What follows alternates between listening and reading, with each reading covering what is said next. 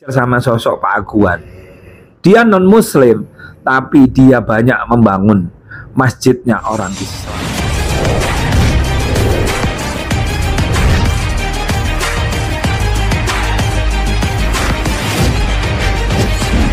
Begini ya, kalau kita berbicara negara ini negara hukum, terus punya aturan, punya undang-undang, maka siapapun harus tunduk kepada itu, kan itu.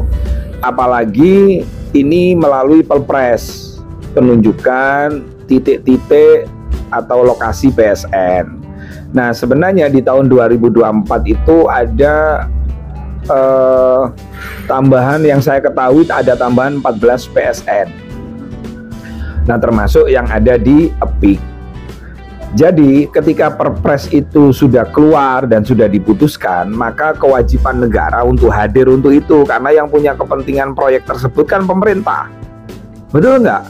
Untuk apa pemerintah? Kan itu tanahnya pemerintah, Mas. PSN itu tanahnya pemerintah. Ini yang sering tidak dipahami, termasuk oleh ya para siapa itu kemarin yang ada di televisi kayak Pak Holid, Bang Edi Mulyadi, nggak bisa membedakan mana PSN, mana proyek PIK.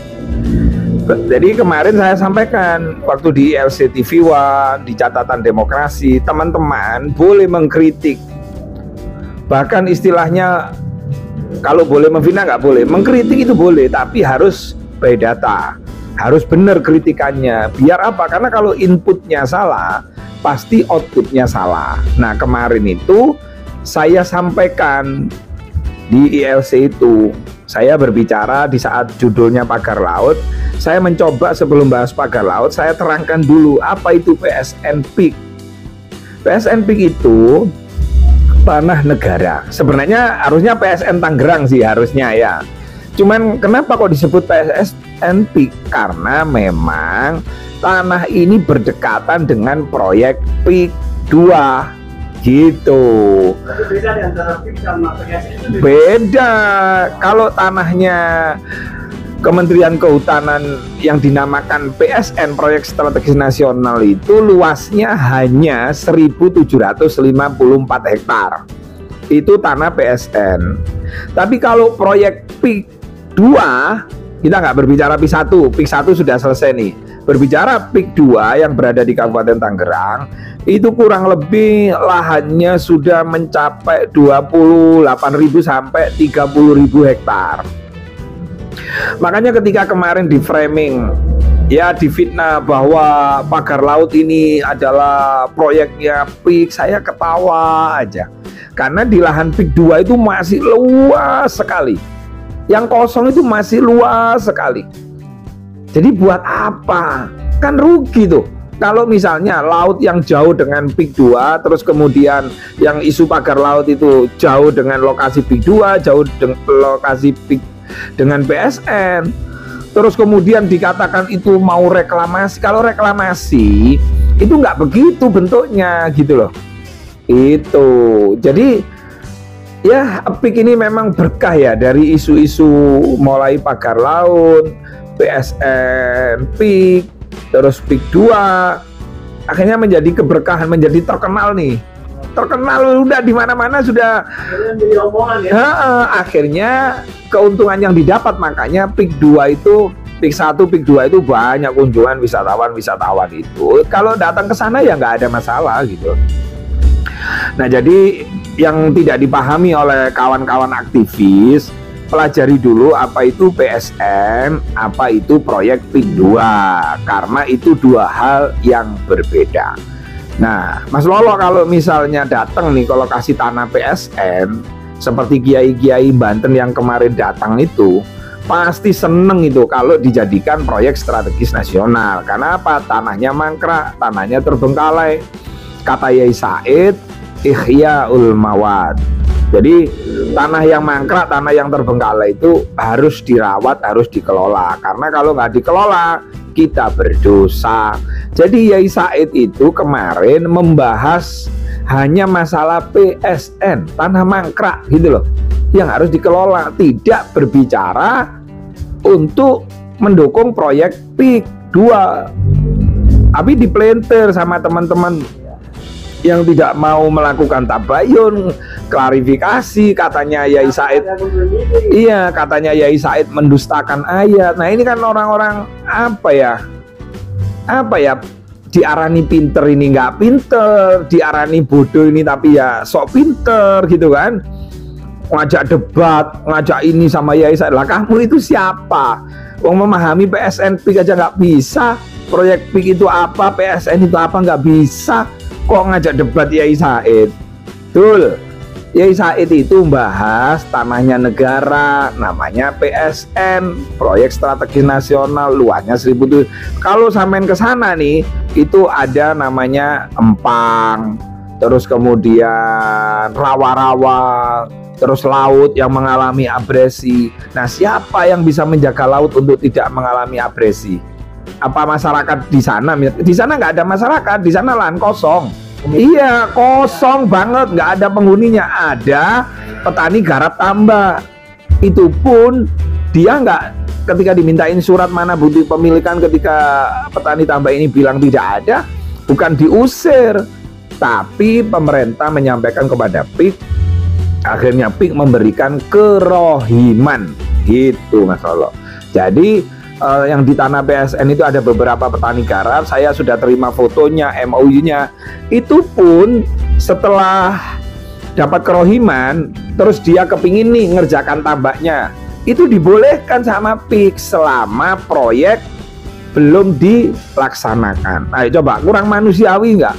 Udah dapat kerohiman, terus setelah dapat kerohiman, misalnya petani garap itu minta, Pak ini boleh nggak saya garap tambak saya atau empang saya misalnya, itu boleh, ada MOU-nya, saya sudah dapatkan itu gitu loh. Jadi foto-foto orang menerima kerohiman dengan senang hati, dengan bahagia begitu. Jadi ini yang rame justru malah orang-orang yang di luar daerah PIK 2 maupun itu. Makanya kapan hari ada kelompoknya, siapa itu, kelompok pendemo lah, saya nggak sebut nama deh, masuk ke daerah Paku Haji, ya orang Paku Haji ya marah, menghadang. Karena apa? Karena selama ini tidak ada masalah dengan proyek PIK 2 maupun PSN. Kalau PSN itu belum di apa-apakan tanahnya, belum dikerjakan gitu. Isunya, fitnahnya. Iya. Kenapa saya membela PIK atau PSN atau Pak Aguan? Banyak orang yang tidak tahu sama Pak Aguan, hanya tahu dari berita-berita 9 naga. Itu kan isu-isu politik. Untuk mengalahkan lawan kan memang harus fitnah. Nggak ada Mas, yang namanya 9 naga itu nggak ada. Itu diciptakan oleh orang-orang yang tidak suka kepada orang yang membangun, ikut serta membangun bangsa ini. Kalau saya mau ngomong sosok Pak Aguan, Pak Aguan itu di framing jahat karena orang tidak tahu. Kalau aslinya tahu, saya dikasih tahu satu aja sama Kiai. Saya nggak sebut namanya. Kiai ini ngomong, sampean tahu nggak Pak Aguan itu agamanya apa? Non Muslim ya? Iya betul, non Muslim, non Muslim. Sampean tahu nggak berapa? Berapa? Puluhan masjid, ratusan masjid, bahkan sampai ratusan yang dibangun Pak Aguan. Nggak tahu ya. Nah itu kesalahan Pak Aguan. Jadi kalau bangun-bangun masjid, dia nggak pernah ngasih tahu orang. Tuh, sampean tak kasih tahu satu. Sampean tahu kampus Unusia Bogor Parung? Coba diketik di Google. Tak ketik, tak cari. Oh bagus ya. Nah jenengan tahu nggak siapa itu yang bangun? Kami hanya menerima kunci. Apa hubungannya PIK yang ada di jauh sana dengan Bogor? Kan nggak ada korelasinya. Nah itu 35 miliar loh bangun universitas itu dan masjidnya. Itu Pak Aguan yang ngasih kuncinya, nyuruh orang, ini kuncinya. Sampai segitunya Pak Aguan. Artinya, aduh merinding saya. Harusnya kita yang Muslim, pertanyaannya gini loh, kalau di ajaran kita, kita Islam, bantu tempat ibadah lain kan nggak boleh. Tapi kita harus belajar sama sosok Pak Aguan. Dia non Muslim, tapi dia banyak membangun masjidnya orang Islam, tempat ibadahnya orang Islam. Jadi kemanusiaan itu nomor satu, Pak. Nah terus Pak Aguan dicaci, dimaki, dihina, katanya 9 naga, saya ketawa aja. Orangnya itu loh sudah sepuh, sudah tua, sudah fokus sama cucu, gitu loh Pak. Lah PIK 1, PIK 2 itu adalah perusahaan yang sudah terbuka, go public gitu loh. Mas Lolo bisa punya saham di sana, muasai bisa, yang penting ada duitnya aja gitu loh. Jadi saya sedih karena apa? Karena tidak mengedepankan tabayun. Nah, karena saya diajari oleh kiai saya, khususnya Kiai Said Akil Sirot, Gus Dur waktu zaman dulu, bertabayunlah agar tidak tersesat. Apalagi ketika kita tidak tahu pastinya, gitu loh. Itu Mas Lolo. Jadi Pak Aguan itu contoh ya, dia bangun Taman Bineka. Kemarin kita survei bersama kiai-kiai, apa sih Taman Bineka? Taman Bineka adalah di situ dibangun tempat toleran.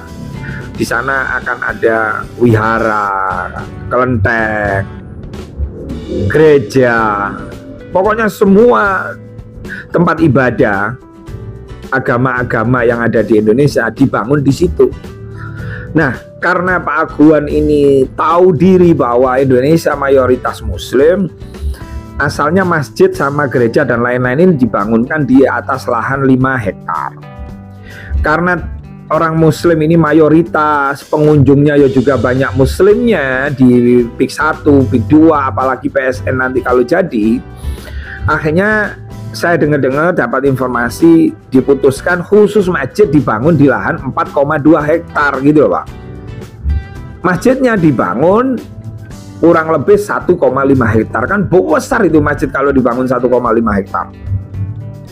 Nah, hal-hal yang seperti inilah yang tidak diketahui oleh